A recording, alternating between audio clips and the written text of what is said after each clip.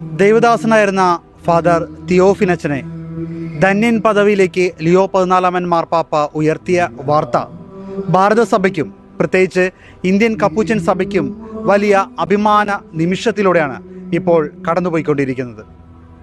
ഞാനിപ്പോൾ നിൽക്കുന്നത് എറണാകുളം നഗരമധ്യത്തിൽ തന്നെ വളരെ ശാന്തമായ സെൻറ്റ് ബോവനഞ്ചൂർ കപ്പൂച്ചൻ ആശ്രമത്തിലാണ്. ഇവിടെയാണ് ധന്യൻ പദവിയിലേക്ക് ഉയർത്തപ്പെട്ട തിയോഫിനച്ചൻ്റെ കല്ലറയും അദ്ദേഹം താമസിച്ചിരുന്ന മുറിയും അദ്ദേഹം തന്നെ പണിത ഈ ഒരു ആശ്രമം കൂടിയാണ് ഇവിടെ. ഈ ആശ്രമത്തിൽ ഇപ്പോൾ വളരെ സന്തോഷകരമാണ്. ഒപ്പം തന്നെ ഒരുപാട് വിശ്വാസികളാണ് ഈ ഒരു ആശ്രമത്തിലേക്ക് തിയോഫിനച്ചൻ്റെ കല്ലറയിൽ വന്ന് പ്രാർത്ഥിക്കാനും അനുഗ്രഹങ്ങൾ തേടി യാചിക്കാനും വേണ്ടി ഒഴുകിയെത്തുന്നത്. തിയോഫിനച്ചനെ കുറിച്ചും അദ്ദേഹത്തിൻ്റെ മാധ്യസ്ഥം നേടുന്ന അത്ഭുതത്തെക്കുറിച്ചുമെല്ലാം നമുക്ക് കൂടുതൽ അറിയാം.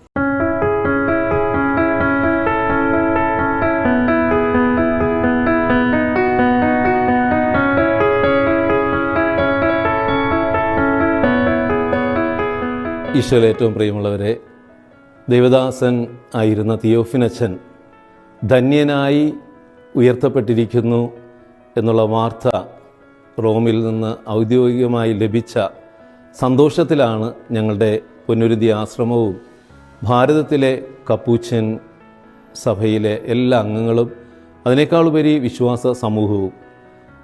21 വർഷത്തെ കാത്തിരിപ്പിന് ശേഷമാണ് ഇപ്പോൾ ധന്യ പദവിയിലേക്ക് തിയോഫിനച്ചൻ ഉയർത്തപ്പെട്ടിരിക്കുന്നത്.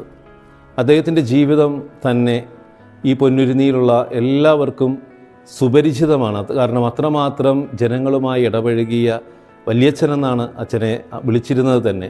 എല്ലാ മതവിശ്വാസികളും മതവിഭാഗങ്ങൾ വേർതിരിവുകളില്ലാതെ അച്ഛൻ്റെ സ്നേഹവും സാന്നിധ്യവും അച്ഛൻ്റെ പ്രാർത്ഥനയും അച്ഛൻ്റെ ഇടപെടലുകളും അനുഭവിച്ചവരാണ്.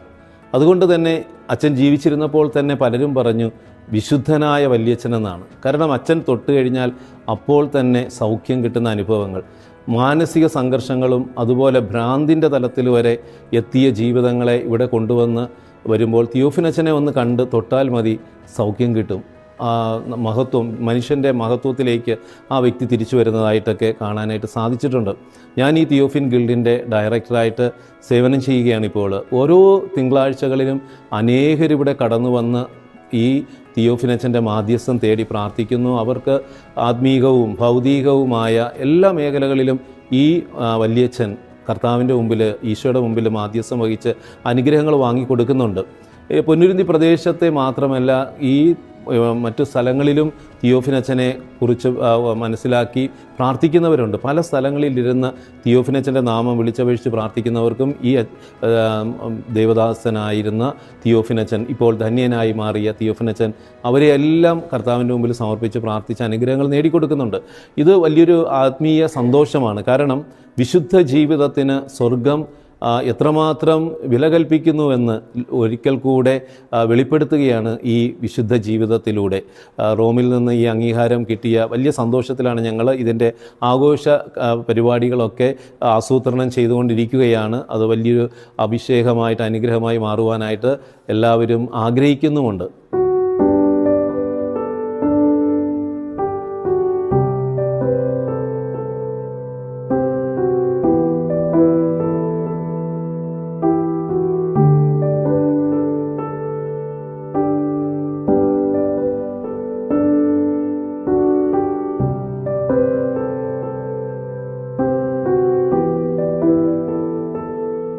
ധന്യൻ തിയോഫിനച്ചൻ്റെ കബറിടം സ്ഥിതി ചെയ്യുന്ന ഈ ആശ്രമത്തിൽ തന്നെ അദ്ദേഹത്തിൻ്റെ ജീവിതവുമായി നമ്മളെ ഏറെ അടുപ്പിക്കുന്ന ഒരു മ്യൂസിയവുമുണ്ട്.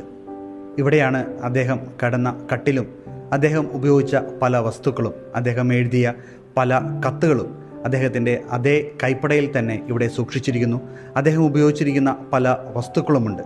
അതോടൊപ്പം അദ്ദേഹത്തിൻ്റെ ജീവിതകാലത്തുണ്ടായിരുന്ന അന്നത്തെ ചിത്രങ്ങൾ, ഫോട്ടോഗ്രാഫുകൾ, അദ്ദേഹത്തിൻ്റെ അന്ത്യയാത്രയിൽ, മരണത്തെ തുടർന്നുണ്ടായ അന്ത്യയാത്രയിലുണ്ടായിരുന്ന ആ സമയത്തെ ഫോട്ടോകളെല്ലാം ഈ ഒരു മ്യൂസിയത്തിലുണ്ട്. ഒപ്പം തന്നെ ഇവിടെ അദ്ദേഹത്തിൻ്റെ മാധ്യസ്ഥം തേടി അപേക്ഷിച്ച് കിട്ടുന്ന ഒരുപാട് അനുഗ്രഹങ്ങൾ, പ്രത്യേകിച്ച് ഹൈന്ദവരായ വിശ്വാസികൾ നൽകുന്ന നിലവിളക്കുകൾ, അതിന് കൃതജ്ഞതയെ ആ നിലവിളക്കുകളുമെല്ലാം സൂക്ഷിച്ചിരിക്കുന്നത് ഈ ഒരു മ്യൂസിയത്തിലാണ്.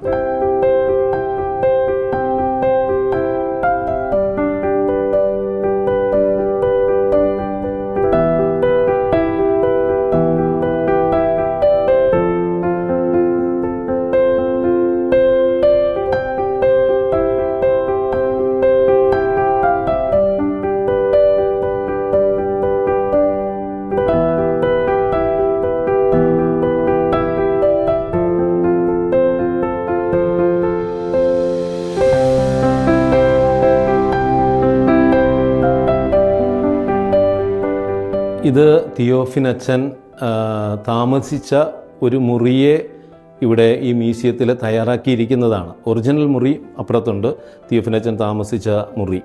പക്ഷേ ഈ മ്യൂസിയത്തിൽ വരുന്നവർക്ക് തിയോഫിനച്ചൻ്റെ മുറിയെ ഒന്ന് മനസ്സിലാക്കാനായിട്ട് രൂപപ്പെടുത്തിയിരിക്കുന്നതാണ്. അച്ഛൻ ഉപയോഗിച്ച ഈസി ചെയറുണ്ട്, കസേരയുണ്ട്, അതുപോലെ അച്ഛൻ ഉപയോഗിച്ച ടൈപ്പ് റൈറ്റർ, അതുപോലെ അച്ഛൻ വലിയൊരു ധ്യാനഗുരുവായിരുന്നു.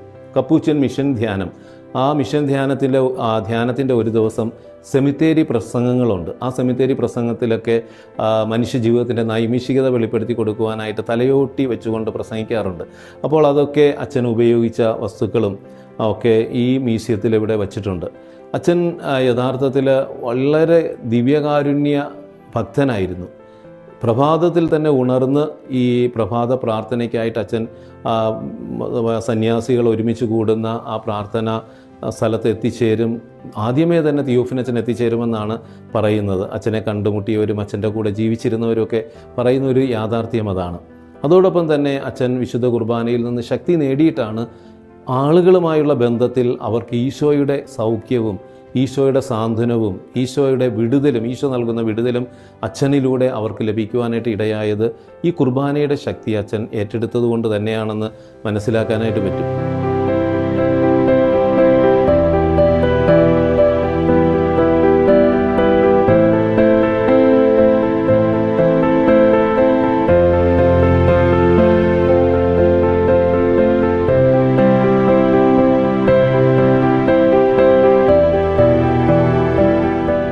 ധന്യനായ തിയോഫിനച്ചനാണ് ഈ പൊന്നുരുന്നിയിൽ ഇപ്പോഴുള്ള ഈ ആശ്രമവും ഈ പരിസരവും ഒക്കെ മനോഹരമാക്കാനായിട്ട് ദൈവം ഉപയോഗിച്ചത്. അച്ഛനാണ് ആദ്യമായിട്ട് ഇവിടെ വന്ന് ഒരു കപ്പൂച്ചൻ ആശ്രമം ആരംഭിച്ച് ഒരു കപ്പൂച്ചൻ കൂട്ടായ്മ ആരംഭിക്കുന്നത്. അപ്പോൾ പരിസരത്തുള്ളവർക്കൊക്കെ ആദ്യം ഒരു സംശയത്തിൻ്റെ ഒരു മുൻമുലയിൽ അച്ഛനെ നിർത്തിയിരുന്നെങ്കിലും അച്ഛൻ അവരെ അതൊക്കെ സ്നേഹം കൊണ്ട് കീഴടക്കി. ക്രിസ്തുവിലുള്ള സ്നേഹം കൊണ്ട് അവരുടെ ആത്മാർത്ഥതയും വിശ്വസ്തതയും ഒക്കെ അച്ഛന് നേടിയെടുക്കുവാനായിട്ട് സാധിച്ചു. അതിനുശേഷം എല്ലാവരും അച്ഛനെ സഹായിക്കുവാനും അച്ഛനോടൊപ്പം സഹകരിക്കുവാനും ഒക്കെ കൂട്ടുകൂടി. അങ്ങനെ അച്ഛൻ അവരുടെ ആത്മീയവും ഭൗതികവും മാനസികവുമായ എല്ലാ മേഖലകളിലും ഒരു വല്യച്ഛനായിട്ട് അച്ഛൻ മാറിക്കഴിഞ്ഞിരുന്നു. അതുകൊണ്ട് വീടുകളിലൊക്കെ അച്ഛൻ സ്വീകാര്യനായിരുന്നു. പുതിയ വീടുകൾ വയ്ക്കുവാനായിട്ട് അവരുടെ കാവുകളുള്ള പറമ്പുകളുണ്ടായിരുന്നു. അപ്പോൾ കാവുകളുള്ള പറമ്പുകൾ കാവ് വെട്ടാനായിട്ട് എല്ലാവരും ഭയപ്പെട്ടിരുന്ന ഒരു കാലഘട്ടത്തിൽ അവർ വന്ന് തിയോഫിനച്ചനോട് പറഞ്ഞ് ആ വീട് വയ്ക്കുന്നതിന് വേണ്ടി കാവ് വെട്ടിത്തരണമെന്നൊക്കെ പറയുമ്പോൾ അച്ഛൻ അവിടെ ചെന്ന് പ്രാർത്ഥിച്ച് അവിടെയുള്ള ആ സാഹചര്യങ്ങൾ, അവിടെയുള്ള ജീവജാലങ്ങളെയൊക്കെ ദൈവസന്നിധിയിലൊക്കെ സമർപ്പിച്ചിട്ട് കാവ് വെട്ടാനായിട്ട് അച്ഛൻ ആദ്യം കാവ് വെട്ടിയിട്ട് പോകും. മറ്റുള്ളവർ പിന്നെ ആ കാവൊക്കെ തെളിച്ച് അവിടെ വീടുകൾ വയ്ക്കുന്നു.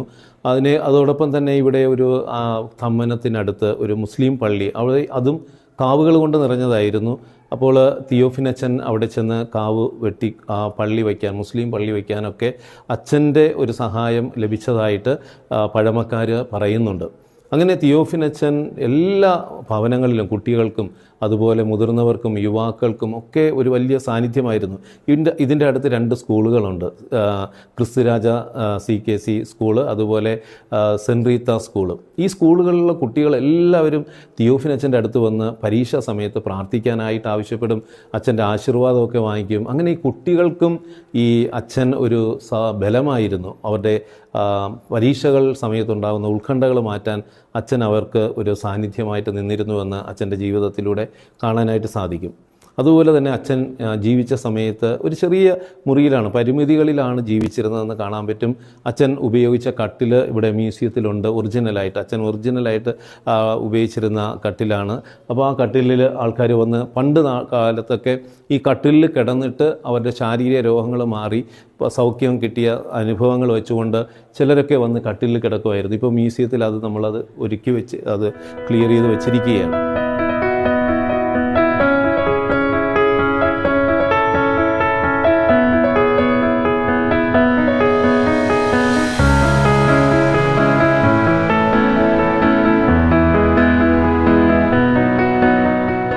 എൻ്റെ കൂടെയുള്ളത് റാഫേൽ എന്ന് പറഞ്ഞ ചേട്ടനാണ്. ചേട്ടൻ വലിയ സന്തോഷത്തിലാണ്. കാരണം തിയോഫിനച്ചനെ നേരിട്ട് കണ്ട ഒരു അനുഭവമുണ്ട്, അച്ഛനോടൊപ്പം പ്രവർത്തിച്ച ഒരു അനുഭവമുള്ള ഒരു വ്യക്തി കൂടിയാണ് അദ്ദേഹം.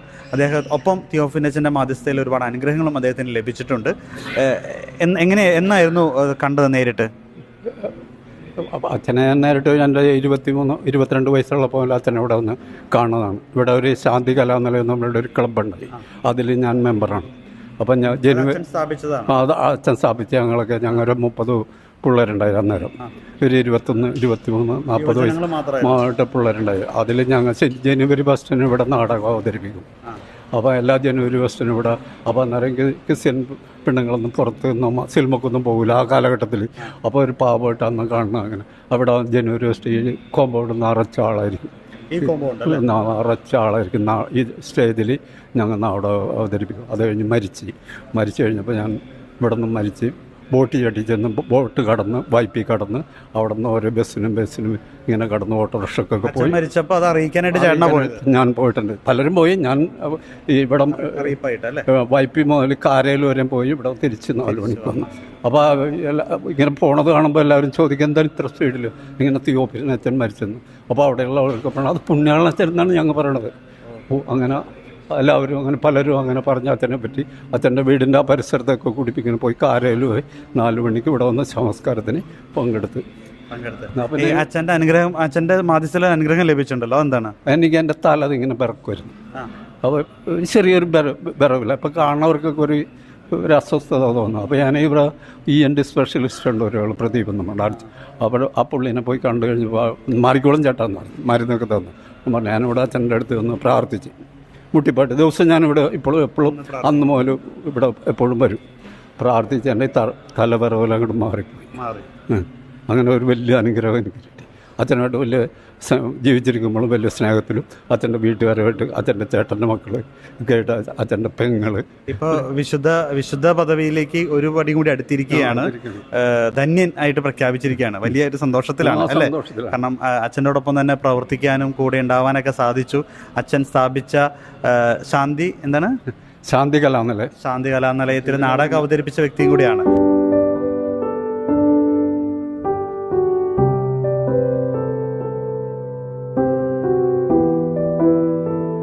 അതുപോലെ അച്ഛൻ്റെ പ്രാർത്ഥനയിലൂടെ അനേകം അനുഗ്രഹങ്ങൾ നേടിയവർ ഉപകാരസ്മരണയായിട്ട് അവർ നിലവിളക്കുകൾ ഇവിടെ കൊണ്ടുവന്ന് തിയോഫിനച്ചൻ്റെ ആ കബറിടത്തിൽ കൊണ്ട് നന്ദി പറഞ്ഞ് വയ്ക്കാറുണ്ട്. അപ്പോൾ ഒത്തിരി നിലവിളക്കുകളുണ്ട്. ഇതൊരു ഹൈന്ദവ സംസ്കാരവും അതുപോലെ ഹൈന്ദവ വിശ്വാസമൊക്കെയുള്ള ഒരു പരിസരങ്ങളായിരുന്നത് കൊണ്ട് ഒത്തിരി ഹൈന്ദവർ ഈ തിയോഫിനച്ചൻ്റെ മാധ്യസ്ഥ ശക്തിയാൽ അനുഗ്രഹങ്ങൾ നേടി അവർക്ക് കൊടുക്കാവുന്ന ഒരു ഉപകാരമായിട്ടാണ് നിലവിളക്കുകൾ കൊണ്ടുവന്ന് കാഴ്ചവെക്കുന്നത്. മറ്റുള്ളവർ മെഴുകുതിരി കത്തിച്ച് നന്ദി പ്രകടിപ്പിക്കാറുണ്ട്. ഇവിടെ വന്ന് എണ്ണത്തിരി കത്തിച്ച് നന്ദി പ്രകടിപ്പിക്കാറുണ്ട്. ഓരോ ദിവസവും അത്ഭുതങ്ങൾ അനുഭവിച്ചുകൊണ്ടാണ് അനേകർ ഇവിടെ കടന്നു പോകുന്നതെന്ന് നമുക്ക് അവരുടെ ജീവിതത്തിൽ ഇടപെടുമ്പോൾ കാണാനായിട്ട് സാധിക്കും. ഏറെ പ്രത്യേകിച്ച് തിങ്കളാഴ്ചകളിൽ ഒത്തിരി പേര് ഇവിടെ വന്ന് പ്രാർത്ഥിക്കുന്നു. ഈ ധന്യനായ തിയോഫിനച്ചൻ്റെ മാധ്യസ്ഥം തേടിക്കൊണ്ടിരിക്കുകയാണ്.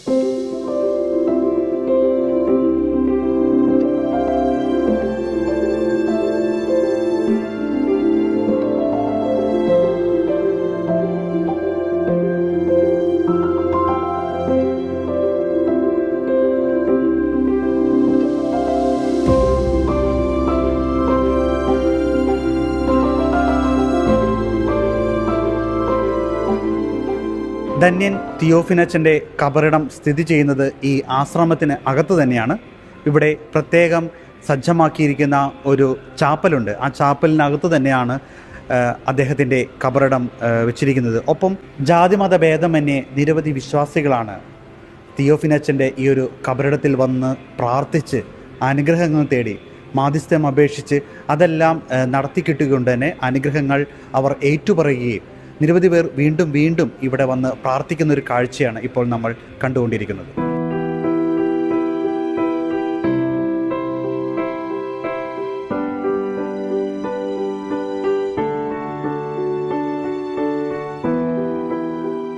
എന്നോടുകൂടെ ഇപ്പോൾ ഉള്ളത് തങ്കമ്മ എന്ന് പറയുന്ന ഒരു അമ്മച്ചിയാണ്. അമ്മച്ചി ഒരു ഹൈന്ദവ സമൂഹത്തിൽ നിന്നാണ്. പക്ഷേ തിയോഫിനച്ചൻ്റെ അടുത്ത് എല്ലാ തിങ്കളാഴ്ചയും ഇവിടെ വരും. വലിയ ഭക്തിയാണ് അമ്മച്ചിക്കും അമ്മച്ചിയുടെ അമ്മയ്ക്കും വലിയൊരു അനുഗ്രഹം തിയോഫിനച്ചൻ വഴി കിട്ടിയിട്ടുണ്ട്. അപ്പോൾ അമ്മച്ചി തിയോഫിനച്ചനെ നേരിട്ട് കണ്ടിട്ടുമുണ്ട്. അമ്മച്ചിയോട് ചോദിക്കുക, അമ്മച്ചി അച്ഛനെ എപ്പോഴൊക്കെ ചെറുപ്പത്തിലാണോ നേരിട്ട് കണ്ടത്? ചെറുപ്പത്തിലെന്ന് വെച്ചാൽ ഒരുവിധം പ്രായമായപ്പോൾ അന്നേരം ഇതൊന്നും ഇല്ല. അപ്പുറത്താണ് ഒരു ചെറിയ എന്തായിട്ട്. എങ്ങനെയാണ് ഇവിടെ വന്ന് അച്ഛനിലൊരു എങ്ങനെയാ വിശ്വാസത്തിലേക്ക് വന്നത്? ഈ വിഷം കൊടുത്തില്ലേ, വിഷം തീണ്ടിയില്ലേ അമ്മക്ക്, അച്ഛൻ എൻ്റെ അമ്മക്ക്. അമ്മച്ചിയുടെ അമ്മയ്ക്ക് വിഷം തീണ്ടി. അതോടുകൂടിയാണ് എനിക്ക്. അപ്പൊ എന്താ സംഭവിച്ചത്? അന്ന് വിഷം പാമ്പ് കടിച്ചത്. എന്നിട്ട് അച്ഛൻ വെറ്ററിനറിയിലാണ് മരുന്ന് കൊടുത്തത്. അച്ഛനടുത്ത് കൊണ്ടുവന്നു. അപ്പൊ ആരാണ് പറഞ്ഞത് അച്ഛനടുത്ത് കൊണ്ടുവന്നോന്ന് പറഞ്ഞത്? ആരാണ്ട് പറഞ്ഞപ്പോ അച്ഛൻ്റെ അടുത്ത് കൊണ്ടുവന്നപ്പോ അച്ഛനില്ല, ഇതുപോലെ അവിടെ നിൽക്കുകയായിരുന്നു. അപ്പൊ വേറൊരു പെണ്ണുമ്പോഴൊക്കെ ഇതുപോലെ കൊടുത്തിട്ടുണ്ടായിരുന്നു. അവരങ്ങോട്ട് പോയപ്പോ ഞങ്ങൾ ഇങ്ങോട്ട് വന്ന്. അപ്പൊ അന്നേരം അതോടുകൂടി എനിക്ക് വിശ്വാസമായി. അമ്മയ്ക്ക് മാറിയ അച്ഛൻ അസുഖം അറിയാം. അന്നൊക്കെ 101 കൂടം വെള്ളമാണ് വരണം. അവരതൊന്നും ചെയ്തില്ല. എൻ്റെ അമ്മേനെ ഞാൻ ഉറക്കിയില്ല. പിന്നെ 90 വയസ്സ് വരെ എൻ്റെ അമ്മ അത്ര നാള് പിന്നീട് അതിനുശേഷം ചേച്ചി എല്ലാ തിങ്കളാഴ്ച വരും. പ്രാർത്ഥിക്കാറുണ്ട്. അതൊന്നും ഇതൊന്നും വലിയ കെട്ടിടങ്ങളൊന്നുമില്ല. ശരിയല്ലേ? ഇപ്പോഴും ഒന്ന് പ്രാർത്ഥിക്കും അല്ലേ? ഇപ്പോഴും വരും. അനുഗ്രഹം കിട്ടാറുണ്ടോ? ഓ ഉണ്ട്, പലതും കൊണ്ട് കിട്ടാറുണ്ട്. ഇപ്പൊ ചെറിയ കച്ചവടമാണെങ്കിലും അത് എനിക്ക് തോന്നുന്നു ഇവിടെ ഒരുപാട് ക്രിസ്ത്യാനികൾ മാത്രമല്ല, ഹിന്ദുക്കളും മുസ്ലിംസ് എല്ലാവരും ഹിന്ദുവും ക്രിസ്ത്യാനിന്നുള്ള പേര് എന്തൊന്നുമില്ല. എല്ലാവരും ഒന്നുപോലെ തന്നെ. അപ്പൊ അച്ഛൻ്റെ കഞ്ഞിത്തേക്ക് കുടിച്ചു എല്ലാവർക്കും അനുഗ്രഹം കിട്ടുകയും ചെയ്യും. അങ്ങനെ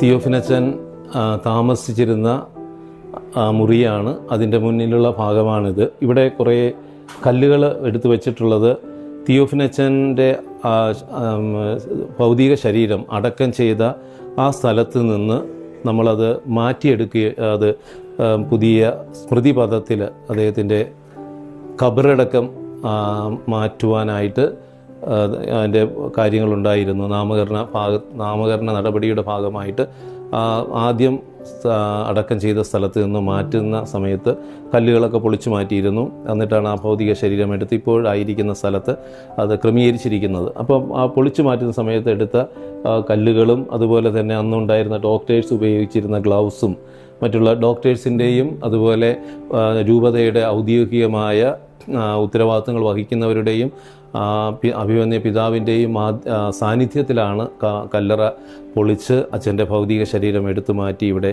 സ്ഥാപിച്ചിരിക്കുന്നത്. തിയോഫിനച്ചൻ്റെ മുറി വളരെ ലളിതമായ ജീവിതമാണ് അച്ഛൻ നയിച്ചിരുന്നതെന്ന് ആ മുറിയിലേക്ക് കടന്നു ചെല്ലുമ്പോൾ നമുക്ക് മനസ്സിലാക്കാനായിട്ട് സാധിക്കും. ഈ ഒരു ചെറിയ മുറിയാണ് അച്ഛൻ്റെ ഏകദേശം ഒരു 10 വർഷക്കാലം അച്ഛൻ്റെ ജീവിതം ഈ പൊന്നുരുന്തി പരിസരങ്ങളിലായിരുന്നപ്പോഴൊക്കെ അച്ഛൻ ഈ ആശ്രമത്തിൽ അച്ഛനാണ് ഇവിടെ ആശ്രമം കെട്ടിയതും അതിൻ്റെ ക്രമീകരണങ്ങളൊക്കെ ചെയ്തത്. ഈ മുറിയാണ് അച്ഛൻ ഉപയോഗിച്ചിരുന്നത്. ഈ മുറിയിലിരുന്നാണ് അച്ഛൻ അനേകരുടെ വേദനകൾക്ക് ആശ്വാസം പകരുവാനായിട്ട് കത്തുകൾ എഴുതിയിട്ടുണ്ട്. അതുപോലെ തന്നെ ആശ്വാസ വാക്കുകൾ, പ്രാർത്ഥന ഒക്കെ ഈ മുറിയിലിരുന്ന് അച്ഛൻ ചെയ്തിട്ടുണ്ട്. അച്ഛൻ ഇവിടെ അച്ഛൻ്റെ കട്ടിലും അച്ഛൻ ഉപയോഗിച്ച കസേരകളും ഒക്കെ മ്യൂസിയത്തിൽ എടുത്ത് മാറ്റിയിട്ടുണ്ട്. ഈ മുറി ഇത് അതുപോലെ തന്നെ നിർത്തിയിരിക്കുകയാണ്.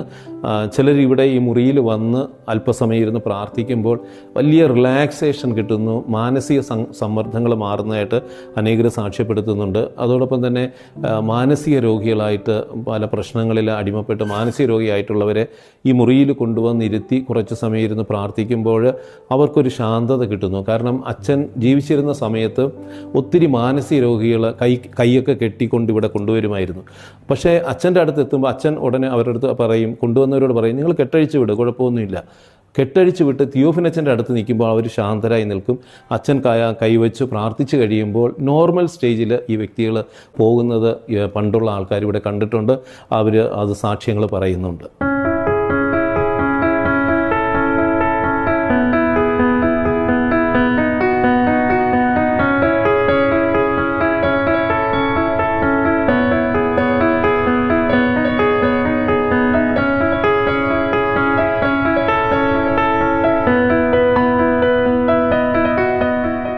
എൻ്റെ പേര് ട്വിങ്കിൾ. ഞാനൊരു ചെസ് പ്ലെയറാണ്. ഇൻ്റർനാഷണൽ ലെവൽ വരെ എനിക്ക് കളിക്കാൻ പറ്റിയിട്ടുണ്ട്. ഞാൻ ഓരോ കളിക്കുമ്പോഴും ഞാൻ തിയോഫനച്ചൻ്റെ മാധ്യസ്ഥം തേടാറുണ്ട്.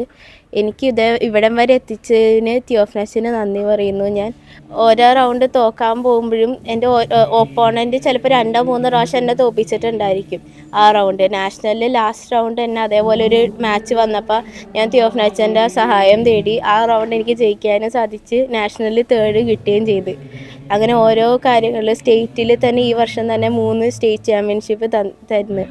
ഞാൻ തിയോഫനച്ചൻ 1000 നന്ദി പറയുന്നു. പിന്നെ എനിക്ക് തലവേദനയൊക്കെ വന്ന് ഒരിടയ്ക്ക് എനിക്ക് കാണാനും കളിക്കാനും ഓർമ്മയൊക്കെ പോയൊക്കെ ചെയ്തു. ഒരിടയ്ക്ക് ഓർമ്മ പോയ കാര്യമൊന്നും അവൾക്ക് ശരിക്കും അറിയില്ല. കുറച്ചധികം ദിവസങ്ങളിൽ ഓർമ്മ പോയി. അപ്പം ഞങ്ങളിവിടെ വന്ന് പ്രാർത്ഥിക്കുകയും ബിനോച്ചനൊക്കെ അറിയാം. അപ്പോൾ കാറിൽ നിന്നൊക്കെ ഇറങ്ങി ഓർമ്മ പോയിട്ട് ഓടുന്ന ഒരവസ്ഥയിലോട്ട് ആളെത്തിപ്പെട്ടതാണ്. അപ്പോൾ ഇവിടെ ശക്തമായി പ്രാർത്ഥിച്ച് ബിനോച്ചനൊക്കെ നന്നായിട്ട് പ്രാർത്ഥിച്ച് അച്ഛൻ കണ്ടുകൊണ്ടിരുന്ന കാറിൽ നിന്നൊക്കെ തുറന്നിറങ്ങി. അപ്പോൾ നമ്മൾ ഇനി ഓർമ്മ തിരിച്ച് കിട്ടുമോ ഇല്ലെന്നുള്ളൊരു അറിയില്ലാത്തൊരവസ്ഥയിലായിപ്പോയി. ഒരു ചെസ് പ്ലെയറാണ്, ഇനി കളിക്കില്ലെന്ന് തന്നെയാണ് ഉറപ്പിച്ചതാണത്. ഒരിക്കലും ഞാൻ കളിക്കില്ലെന്ന് ഞങ്ങൾ വേദനയോടെ ഓർത്തിരുന്ന കാര്യമാണത്. പക്ഷെ അത് ഈ കൊറോണ സമയത്താണ് നമുക്കൊന്നും ചെയ്യാൻ പറ്റാത്തൊരു സാഹചര്യം വരുന്നത്. അങ്ങനെ അച്ഛന്മാരൊക്കെ നല്ലപോലെ പ്രാർത്ഥിച്ച് തിയോഫനസിൻ്റെ എണ്ണയൊക്കെ പുരട്ടി എന്തോ അത്ഭുതകരമായി ഹോസ്പിറ്റലൊക്കെ കൊണ്ടുപോയിട്ട് ഇനി തിരിച്ച് കിട്ടൂലെന്നുള്ള രീതിയിലായിരുന്നു. പക്ഷെ അത് ഞങ്ങൾക്ക് ഒരു വലിയ മിറാക്കിളാണ്. പിന്നെ ഇങ്ങനെ ചെസ്സ് കളിക്കുമെന്നോ പിന്നെ ഈ ലെവലിലോട്ട് വീണ്ടും വരുമെന്നോ ഓർത്തില്ല. ഈ പ്രാവശ്യം 3 സ്റ്റേറ്റ് ചാമ്പ്യൻഷിപ്പാണ് ഈ കഴിഞ്ഞ പ്രാവശ്യം ഈ 2025 ലാസ്റ്റിൽ കിട്ടിത്തീർന്നത്. ഇനി ചാമ്പ്യൻഷിപ്പ് തുടങ്ങിയാണ്. ഒട്ടും അറിയില്ല, ശരിക്കും നല്ല ലെവലിൽ ചെസ്സ് പഠിച്ചിട്ടുള്ള ആളല്ല. പക്ഷേ ഒരു ദൈവത്തിൻ്റെ പ്രത്യേക കയ്യൊഴുപ്പ് പോലെ എപ്പോഴും ഇവിടെ വന്ന് അച്ഛനോട് പ്രാർത്ഥിക്കും. പോകാൻ നേരത്തും തോറ്റാലും ഇവിടെ വന്ന് പ്രാർത്ഥിക്കും. അങ്ങനെ ഒരവസ്ഥയിൽ മോള് പോയിക്കൊണ്ടിരിക്കുന്നത്.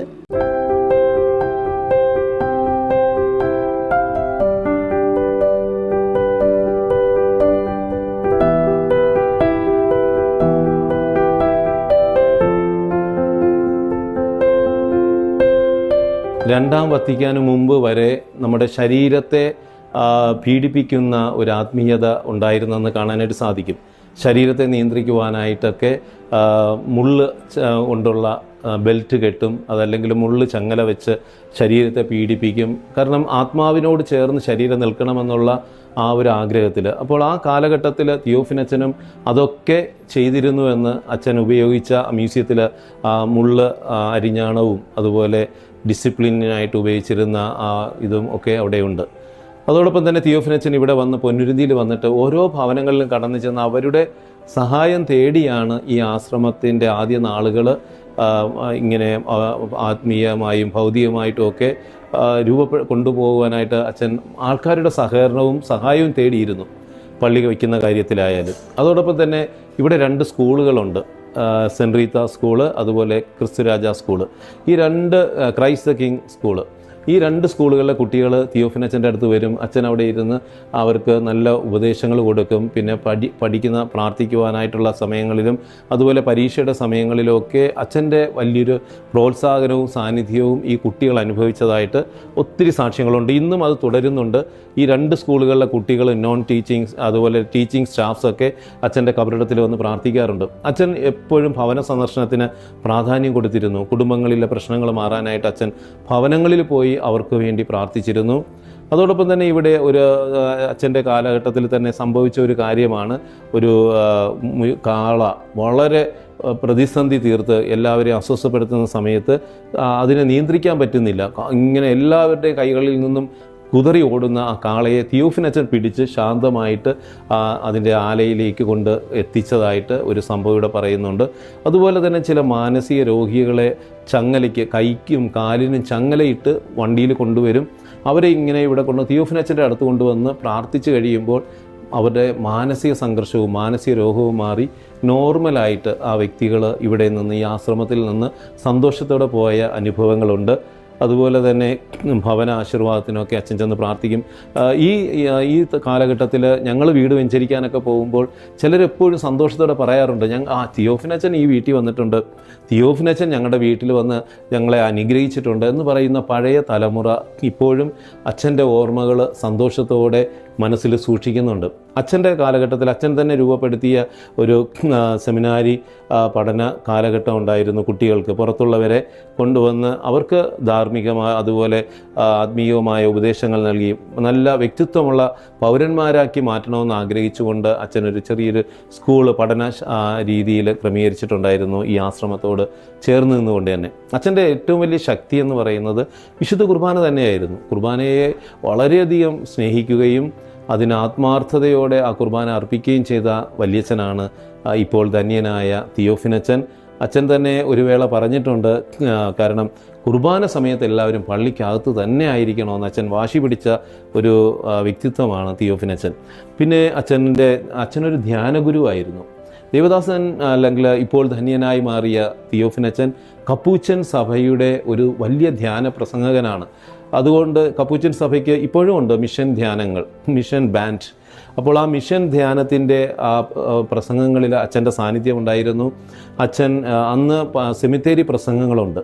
അതായത് ധ്യാനത്തിൻ്റെ ഒരു ദിവസം എല്ലാവരും സെമിത്തേരിയിൽ വന്നുകൂടും. സെമിത്തേരിയിൽ വെച്ചാണ് അന്ന് ധ്യാന ശുശ്രൂഷ നടത്തുന്നത്. അപ്പോൾ തിയോഫിനച്ചൻ അന്ന് ഈ തലയോട്ടി കയ്യിലെടുത്ത് കുരിശും പിടിച്ചുകൊണ്ട് മനുഷ്യജീവിതത്തിൻ്റെ നൈമിഷികതയും അതുപോലെ തന്നെ ജീവിതത്തിന് വേണ്ട വിശുദ്ധിയെക്കുറിച്ചുമൊക്കെ ശക്തമായി അച്ഛൻ്റെ പ്രസംഗങ്ങൾ മാനസാന്തരത്തിന് കാരണമായിട്ടുണ്ട്. അനേകർ അവരുടെ ദുശീലങ്ങളിൽ നിന്ന് മാറി മദ്യപാനം അതല്ലെങ്കിൽ തിന്മയുടെ വഴിവിട്ട ജീവിതങ്ങൾ നയിച്ചവർ അത് ദൈവഭയത്തിലും ദൈവവിശ്വാസത്തിലും വിശുദ്ധിയിലും ഈ അച്ഛൻ്റെ പ്രസംഗങ്ങൾ അവർക്ക് സഹായമായി മാറിയിട്ടുണ്ട്. അതോടൊപ്പം തന്നെ ഞാൻ പറഞ്ഞു, അച്ഛൻ മറ്റുള്ളവർ ഭയപ്പെടുന്ന മേഖലകളിൽ അവർ പേടിച്ചിരിക്കുന്ന സ്ഥലങ്ങളിൽ അച്ഛനെ വിളിച്ചുകൊണ്ടുപോയി അച്ഛൻ്റെ സാന്നിധ്യവും അച്ഛൻ്റെ പ്രാർത്ഥനയും വഴി അവരുടെ ഭവനങ്ങൾ വയ്ക്കുവാനും വ്യത്യസ്ത മതവിശ്വാസങ്ങളിലായിരുന്നവർ തന്നെ അച്ഛനെ വിളിച്ചുകൊണ്ടുപോയി അവരുടെ കാര്യങ്ങൾ നടത്തുവാനായിട്ട് അച്ഛനെ ഉപയോഗിച്ചിട്ടുള്ളതായിട്ട് കാണാനായിട്ട് സാധിക്കും. ഞാൻ ഫാദർ ബിജു ജോസഫ്. ഞാൻ ഈ ആശ്രമത്തിൻ്റെ സുപ്പീരിയറായിട്ട് സേവനമനുഷ്ഠിക്കുകയാണ് കഴിഞ്ഞ 2 വർഷമായിട്ട്. ദേവദാസനായ തിയോഫിനച്ചൻ ധന്യനായി ഉയർത്തപ്പെട്ടത് ഞങ്ങളെ സംബന്ധിച്ചിടത്തോളം വലിയൊരു സന്തോഷത്തിൻ്റെ ഒരു വാർത്തയാണ്. പ്രത്യേകിച്ചും ഈ ഒരു വർഷം വിശുദ്ധ ഫ്രാൻസിസ് അസീസിയുടെ പ്രത്യേക വർഷമായിട്ട്, ജൂബിലി വർഷമായിട്ട് പാപ്പ പ്രഖ്യാപിച്ചിരിക്കുന്ന ഈ വേളയിൽ വലിയൊരു സന്തോഷ വാർത്തയായിട്ടാണ് ഞങ്ങൾക്ക് ഈ വാർത്ത ലഭിച്ചത്. ഈ ഒരു കാര്യത്തെക്കുറിച്ച് ചിന്തിക്കുമ്പോൾ കഴിഞ്ഞ 20 വർഷമായിട്ടുള്ള നീണ്ട കാത്തിരിപ്പിനൊടുവിലാണ് ഇങ്ങനെയൊരു വാർത്ത നമ്മളെ തേടി ഇവിടെ എത്തിയത്. അതിന് പ്രധാനമായിട്ടും നാം ദൈവത്തോട് കടപ്പെട്ടിരിക്കുന്ന ദൈവത്തിന് ഒത്തിരിയേറെ മഹത്വവും ദൈവത്തിന് നന്ദിയും അർപ്പിക്കുകയാണ്. കാരണം ഏതാണ്ട് 5 മാസങ്ങൾക്ക് മുൻപ് ഇവിടെ ഒരു നിത്യാരാധന ചാപ്പൽ സ്ഥാപിക്കുകയുണ്ടായി. ആ അവസരത്തിൽ തിയോഫിൻ ഗിൽഡിൻ്റെ ഡയറക്ടറായിരുന്ന ബിനോയച്ചൻ ഇപ്രകാരം ജനങ്ങളോടായിട്ട് പറയുകയുണ്ടായി, നിങ്ങൾ ഈ നിത്യാരാധന ചാപ്പലിൽ കയറി പ്രാർത്ഥിക്കുമ്പോൾ 3 നിയോഗങ്ങൾ വെക്കണം. അതിലൊരു നിയോഗം ദേവദാസനായ തിയോഫിനച്ചൻ്റെ നാമകരണ നടപടികൾ വളരെ ഭംഗിയായിട്ട് യാതൊരു തടസ്സവും കൂടാതെ നടക്കുന്നതിന് വേണ്ടിയിട്ട് സമർപ്പിക്കണമെന്ന്. അതിന് പ്രകാരം ഒത്തിരി ആൾക്കാർ ഇതിനായി പ്രാർത്ഥിച്ചിട്ടുണ്ട്. അതിൻ്റെ ഫലം എന്നോണം നാം മനസ്സിലാക്കുകയാണ് ദേവദാസനെ ഒരു ധന്യനായിട്ട് സഭ ഉയർത്തിയിരിക്കുകയാണ്. അപ്പോൾ ഈ അവസരത്തിൽ എടുത്തു പറയേണ്ട കാര്യവും ഇത് തന്നെയാണെന്ന് ഞാൻ വിശ്വസിക്കുകയും ചെയ്യുന്നു. ദൈവം തൻ്റേതായ പദ്ധതിയിലൂടെ എല്ലാം ക്രമീകരിച്ചിരിക്കുന്നു. എല്ലാ കാര്യങ്ങളും ദൈവത്തിൻ്റെ ഇഷ്ടപ്രകാരം നടപ്പിലായി വരികയും ചെയ്യുന്നു. അപ്പോൾ ഈ അവസരത്തിൽ ദൈവത്തിന് ഞാൻ നന്ദി അർപ്പിക്കുന്നു.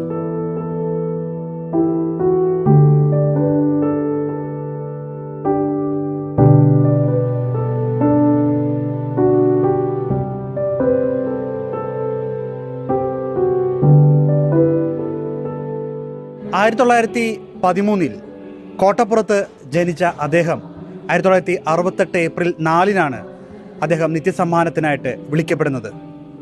ഈ ഏപ്രിൽ 4 58ാമത്തെ ചരമവാർഷികം ആഘോഷിക്കാൻ ഇരിക്കെയാണ് വത്തിക്കാനിൽ നിന്നും ധന്യൻ പദവിയിലേക്ക് ദേവദാസനായിരുന്ന തിയോഫിനച്ചനെ ഉയർത്തിയത്.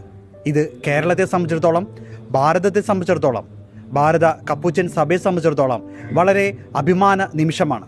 ഇനി മലയാളികൾക്ക് ദൈവസന്നിധിയിൽ പ്രാർത്ഥിക്കാനായിട്ട്, തങ്ങളുടെ പ്രാർത്ഥനകൾ നൽകുവാനായിട്ട്, മാധ്യസ്ഥം അപേക്ഷിക്കുവാനായിട്ട് ഒരു ധന്യനെ കൂടി ലഭിച്ചിരിക്കുകയാണ്.